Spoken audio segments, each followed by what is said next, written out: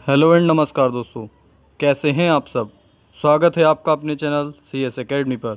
दोस्तों, आज हम पढ़ेंगे हिंदी की क्लास फिफ्थ, जो हमारी हिंदी की मेन फैक्ट की सीरीज़ चल रही है उसकी क्लास फिफ्थ हम आज पढ़ेंगे, जिसमें हम जानेंगे मध्यकालीन हिंदी और इसके प्रमुख रचनाकार के बारे में। इससे पहले की वीडियो में हमने प्राचीन हिंदी के बारे में जाना था। यदि आपने वो नहीं देखा है तो उसे देखना ना भूलें, उसका लिंक आपको डिस्क्रिप्शन में मिल जाएगा। तो वीडियो को स्टार्ट करने से पहले आपसे रिक्वेस्ट करूँगा कि आप मेरे चैनल को सब्सक्राइब करें और वीडियो आपको पसंद आता है तो ज़्यादा से ज़्यादा लाइक करें और अपने दोस्तों के साथ शेयर करें। तो चलिए स्टार्ट करते हैं। मध्यकालीन हिंदी। मध्यकालीन जो हिंदी है वो प्राचीन हिंदी के बाद आती है। मध्यकालीन में हिंदी का स्वरूप स्पष्ट हो गया तथा उसकी प्रमुख बोलियां विकसित हो गईं। इस काल में भाषा के तीन रूप निखर कर सामने आए। ब्रजभाषा, अवधी और खड़ी बोली, ये तीनों हमने उसमें भी पढ़ी थी प्राचीन हिंदी के वीडियो में।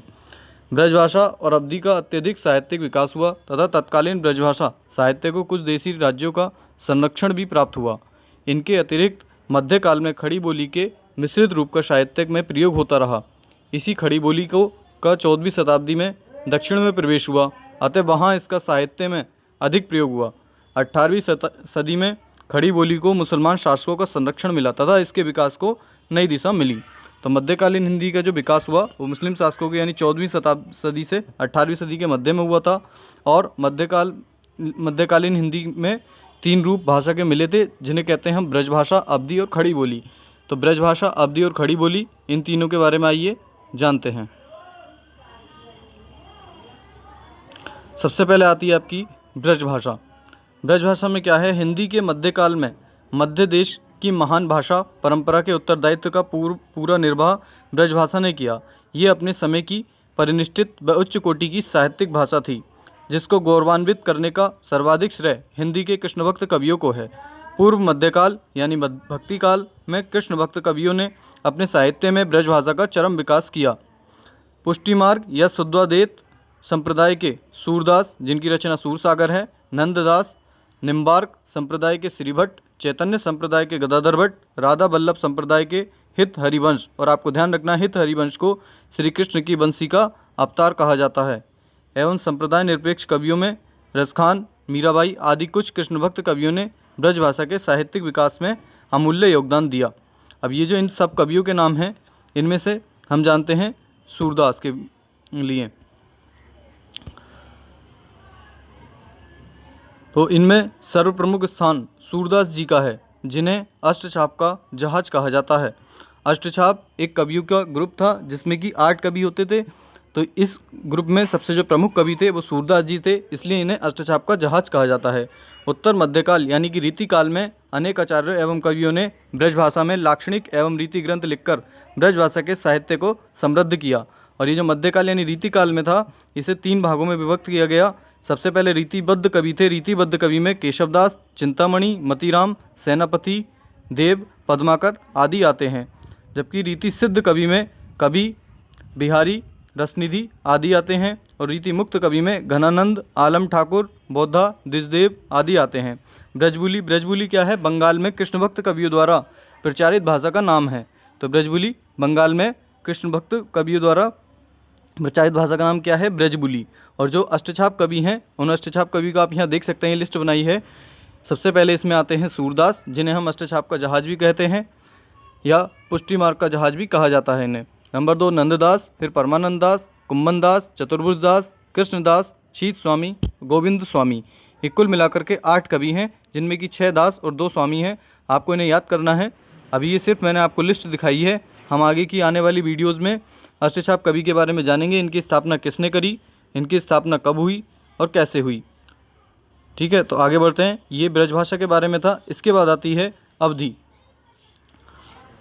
अवधी में हम देखते हैं, अवधी को साहित्यिक भाषा के रूप में प्रतिष्ठित करने का श्रेय सूफी या प्रेम मार्गी कवियों का है। कुतुबन या कुतबन, ये इनकी रचना है। मृगावती रचनाएं आपको ध्यान रखनी है। मलिक मोहम्मद जायसी, इनकी जो मशहूर रचना है वो है पद्मावत। मंझन की रचना है मधुमालती।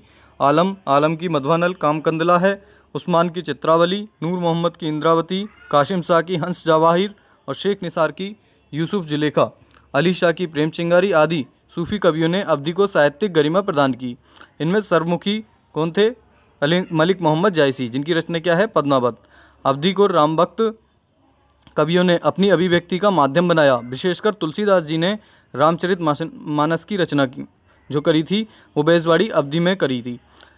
ठीक है, अवधी भाषा को जिस साहित्यिक ऊंचाई पर पहुंचाया वह अतुलनीय है। तो सबसे ज़्यादा अवधी भाषा को ऊंचाई पर किसने पहुंचाया? तुलसीदास जी ने। इन्होंने रामचरितमानस की रचना की थी। और रामचरितमानस आपको ध्यान रखना है किस भाषा में लिखा है?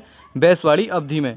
ठीक है, तो आपको ध्यान रखना है, यदि आप संस्कृत या हिंदी इसका आंसर देंगे तो वो गलत हो जाएगा। तो आपको ध्यान रखना है रामचरितमानस की भाषा क्या है? बेसवाड़ी अवधी। मध्यकाल में साहित्यिक अवधि का चरमोत्कर्ष दो कवियों में मिलता है। नंबर 1 जायसी और दूसरे तुलसीदास। ठीक है, जायसी के यहाँ जहाँ अवधि का ठेठ ग्रामीण रूप मिलता है वहाँ तुलसी के यहाँ अवधि का तत्सममुखी रूप मिलता है। अर्थात हम ये कह सकते हैं कि जायसी जी जो थे वो अपनी अवधि भाषा में तद्भव शब्दों का प्रयोग करते थे और तुलसीदास जी तत्सम शब्दों का प्रयोग करते थे। अब जैसे कि अभी हमने ब्रजबुली के बारे में जाना था, ठीक ऐसे ही इसमें गोहारी या गोयारी के नाम से मिलती है जो कि बंगाल में सूफियों द्वारा प्रचारित अवधि भाषा का नाम है। तो आपको ब्रजबुली और गोयारी दोनों के बारे में ध्यान रखना है। तो ब्रजभाषा, अवधि और उसके बाद देखते हैं हम खड़ी बोली के बारे में। तो खड़ी बोली में देखते हैं हम सबसे पहले मध्यकाल में खड़ी बोली का मुख्य केंद्र उत्तर से बदलकर दक्कन अर्थात दक्षिण में हो गया था। इस प्रकार मध्यकाल में खड़ी बोली के दो रूप हो गए, एक उत्तरी हिंदी और दक्कनी हिंदी। इसे हम दक्षिणी हिंदी भी कह सकते हैं। खड़ी बोली का मध्यकालीन रूप कबीर, नानक, दादू, मलुकदास, रज्जब आदि संतों। गंग की रचना है चंद छंद वर्णन की महिमा, रहीम के मदनाष्टकाल और आलम के सुदामा चरित, जटमल की गोरा बादल की कथा, वली शोदा, इंशा, नज़ीर आदि दक्कनी एवं उर्दू कवियों। ठीक है, कुतुब सतम 17वीं सदी और भोगलू पुराण 18वीं सदी संत प्राणनाथ के कुलजम स्वरूप आदि में मिलता है। तो ये सब वो हैं जिनमें हमें खड़ी बोली का उल्लेख मिलता है। और खड़ी बोली के दो भाग हो गए थे, एक उत्तरी हिंदी और एक दक्षिणी हिंदी। ये आपको ध्यान रखना है। आई होप आपको इतना समझ में आया होगा। आप वीडियो को दोबारा से देखें और इसे जो आपको ज़रूरी लगता है उसका आप स्क्रीनशॉट ले लिया करें, जिससे कि आप बाद में भी इन्हें पढ़ सकें। तो आज की वीडियो में इतना ही। वीडियो को अंत तक देखने के लिए आपका बहुत बहुत धन्यवाद। आपसे रिक्वेस्ट है कि आप चैनल को सब्सक्राइब करें, वीडियो को लाइक करें और ज़्यादा से ज़्यादा अपने दोस्तों के साथ शेयर करें। और आप टेलीग्राम ग्रुप ज्वाइन करना ना भूलें। यदि आपने अभी तक टेलीग्राम ग्रुप से नहीं जुड़े हैं तो आप वहां से जुड़ जाएं, जहां पर आपको जीके के कुछ क्वेश्चंस जानने को मिलते हैं, जिससे कि आप अपना टेस्ट दे करके ज़्यादा से ज़्यादा नॉलेज ले सकते हैं। तो यदि आपका कोई भी क्वेश्चन या डाउट है तो आप नीचे कमेंट बॉक्स में पूछ सकते हैं। तो वीडियो को देखने के लिए धन्यवाद। Thanks for watching. जय हिंद, जय भारत।